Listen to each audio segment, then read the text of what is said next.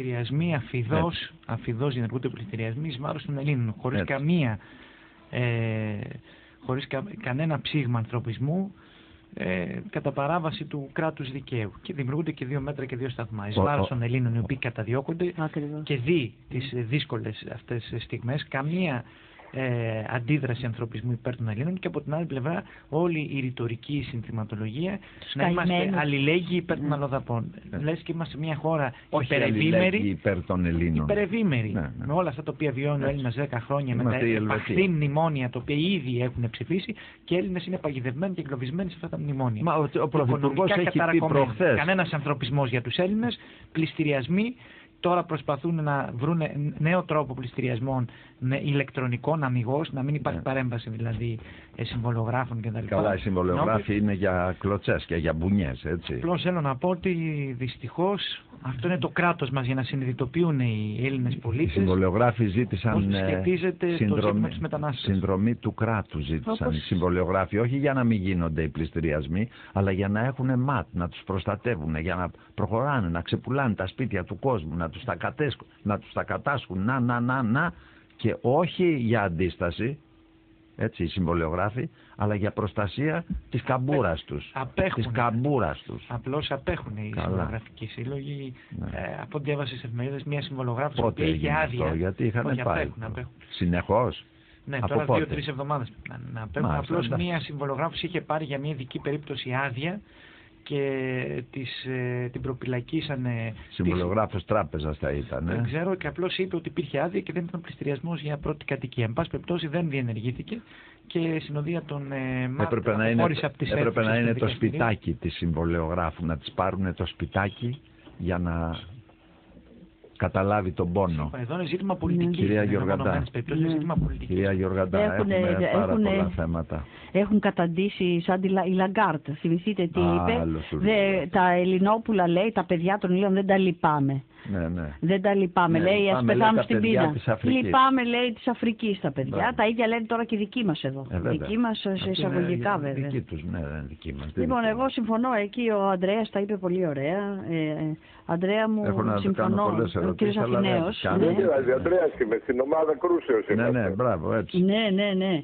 Αλλά θέλω εδώ να προσθέσω καταρχήν ότι ο κύριος Λαδιώτης, ο Σπύρος Λαδιώτης, έχει κάνει φοβερή δουλειά, τραπεζίτης στον Καναδά, στην Κεντρική Τράπεζα Καναδά, και έχει δημοσιεύσει στο site του πάρα πολλά για το ευρώ και δραχμή. Πάρα πολλά πλήρως θεμελιωμένα άρθρα, και νομίζω ότι θα πρέπει να τα κοιτάξει κανείς, αν μπορεί, από το διαδίκτυο. Θα ήθελα να πω, Ανδρέα μου, το εξής, ότι σήμερα βρισκόμαστε σε μια κατάσταση ερειπίων στην Ελλάδα. Παραγωγή δεν υπάρχει. Δηλαδή εισάγουμε τα σκόρδα, τις φακές, ακόμα και μαϊντανό τα εισάγουμε απ' έξω. Και η κυβέρνηση, η οποία είναι πλήρως υπεύθυνη, ολοκληρωτικά υπεύθυνη, δεν προετοιμάζει τη χώρα για το εθνικό νόμισμα, διότι το θέλουμε ή όχι, η χώρα θα επιστρέψει κατ' εντολή των Βρυξελών, θα επιστρέψει στο εθνικό νόμισμα. Αλλά όταν θα μας έχουν ισοπεδώσει πλήρως, και τότε... Και δεν θα είμαστε και προετοιμασμένοι. Και τότε με ένα χιλιάρικο δεν θα παίρνουμε ούτε μία καραμέλα. Δηλαδή, γιατί δεν θα έχουμε παραγωγή. Η παραγωγή έχει ισοπεδωθεί πλήρως. Χρειάζεται και μία προετοιμασία. Αυτή αντί για προετοιμασία κάνουμε προετοιμασία. Ακριβώς. Γιατί πληρώνονται. Οι άνθρωποι είναι πολιτικοί δολοφόνοι, πολιτικοί απατεώνες και πολιτικοί νάνοι. Όπως τα λέει και ο Κώστας εδώ στην αρχή, στην εισαγωγή της εκπομπής. Λοιπόν, εγώ συμφωνώ πλήρως εκεί, πρέπει να γυρίσουμε στο εθνικό μας νόμισμα, δεν υπάρχει, αλλά χρειάζεται μια προετοιμασία. Και μεταξύ της προετοιμασίας είναι να προετοιμαστεί και ο ελληνικός λαός, εμείς, για να καταλάβουν ακριβώς τι είναι νόμισμα, τι συμβαίνει, και να μην ακούνε την προπαγάνδα της καταστροφής. Ακριβώς. Εδώ τους τα έχουν επίτηδες μπερδέψει, τι είναι έλλειμμα, τι είναι χρέος, που εσύ έχεις εντρυφήσει και στο έλλειμμα και στο χρέος και ποια είναι η σχέση του.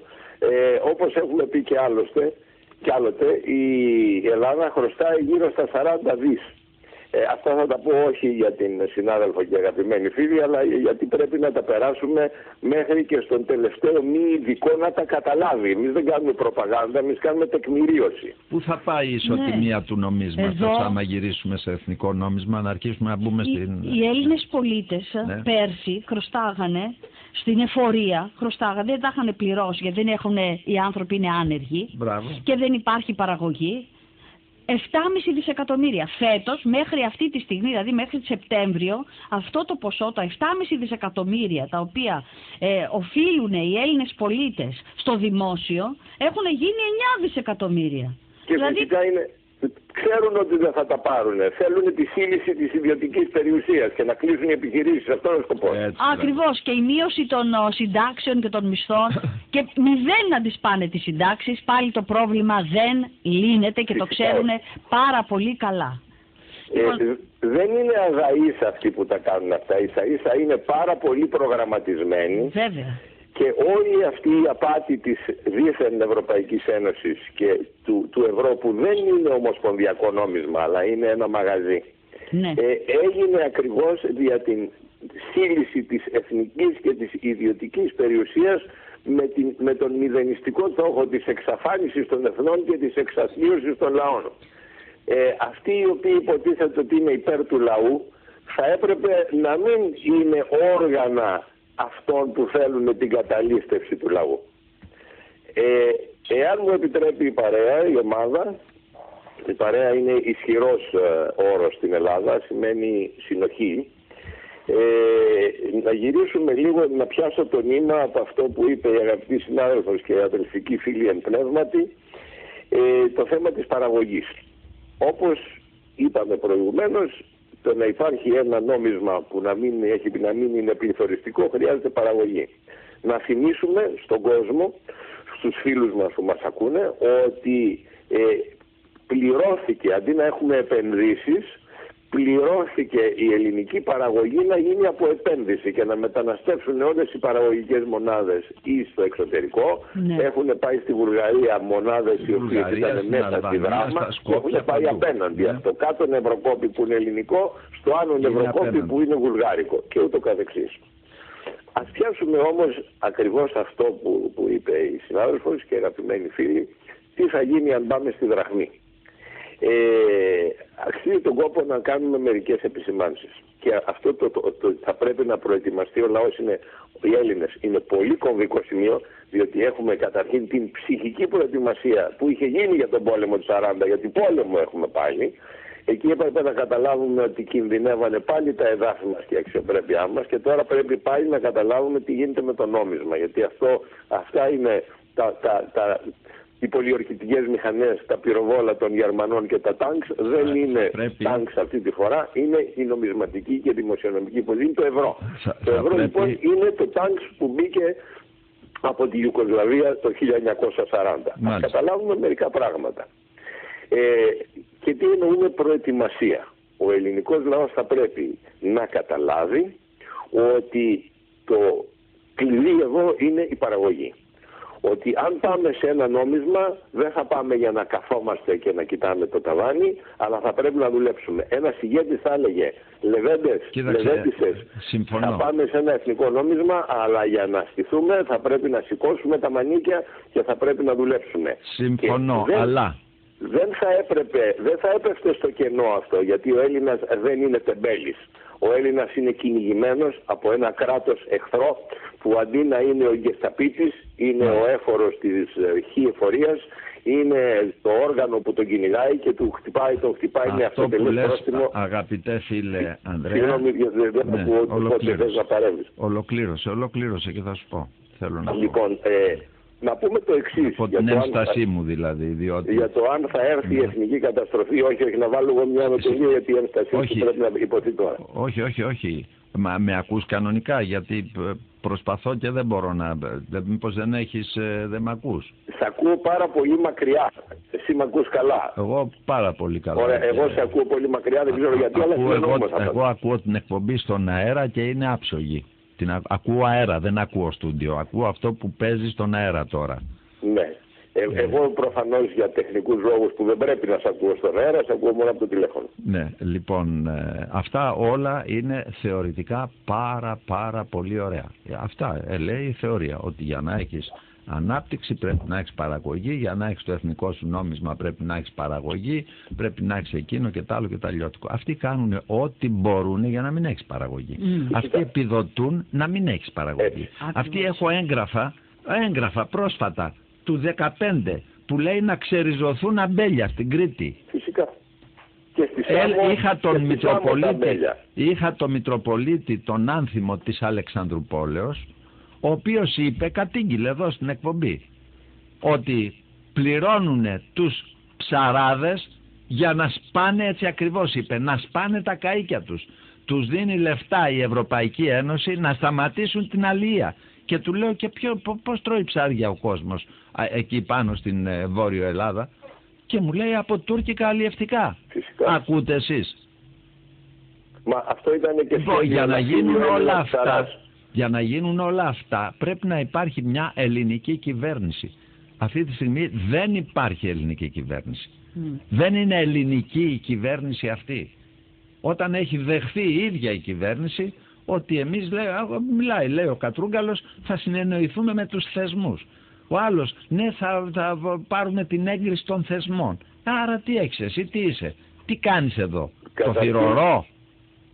Δεν μου χρειάζεσαι, ρε φίλε. Σήκω, φύγε. Έτσι. Και να σου πω και κάτι άλλο που είναι βασικό, έτσι. Έχω την έκθεση εδώ της Τράπεζας Ελλάδος που λέει ότι μέχρι το τέλος του 2015, με στοιχεία της Τραπέζης Ελλάδος, έτσι, όχι δικά μου, έχουν φύγει μέχρι το τέλος του 2015. Τώρα μπορεί να έχουν φύγει άλλοι τόσοι. 427.000 Ελληνόπουλα. Γιατί αυτό δεν πάει παρέα με την ηλικίας από 25 μέχρι 39 ετών. Από 25 μέχρι 39 ετών έχουν φύγει 427. Και για να καταλάβουν οι ακροατές μας τι σημαίνει 427, θα σας πω ότι η Θεσσαλονίκη έχει πληθυσμό 315.000. Η Πάτρα έχει 167.000. Το Ηράκλειο έχει 140.000. Δηλαδή έχει φύγει μια πόλη της Θεσσαλονίκης και μια πόλη, διαλέξτε, η Πάτρα ή Ηράκλειο. Μαζί πόλεις Θεσσαλονίκη και η Πάτρα έχουν φύγει από την Ελλάδα. Ποιος θα παράξει? Ο Αφγανός? Ο Πακιστανός που θα κοιτάξει να σου κατουρίσει αυτό που θα σου φτιάξει? Τους πιάσανε μέσα σε φούρνους. Είχε πάρει κάποιος φούρναρης έναν Αφγανό και κατουρούσε μέσα στον αναδευτήρα που έφτιαχνε το ψωμί. Σκόπιμα. Έχουν διαλύσει την Ελλάδα, αγαπητέ μου κύριε καθηγητά. Είναι ακριβώς αυτό που είπε και η συνάδελφος, ότι αντί να ετοιμάζουμε παραγωγή κάνουμε ακριβώς το αντίθετο. Έτσι, σκόπιμα πληρώνουν για να ξεριζώνεις τις ελιές. Πληρώνει η Ευρωπαϊκή Ένωση για να ξεριζώνεις τους ελαιώνες, να τους διαλύσεις, να μην υπάρχει λάδι.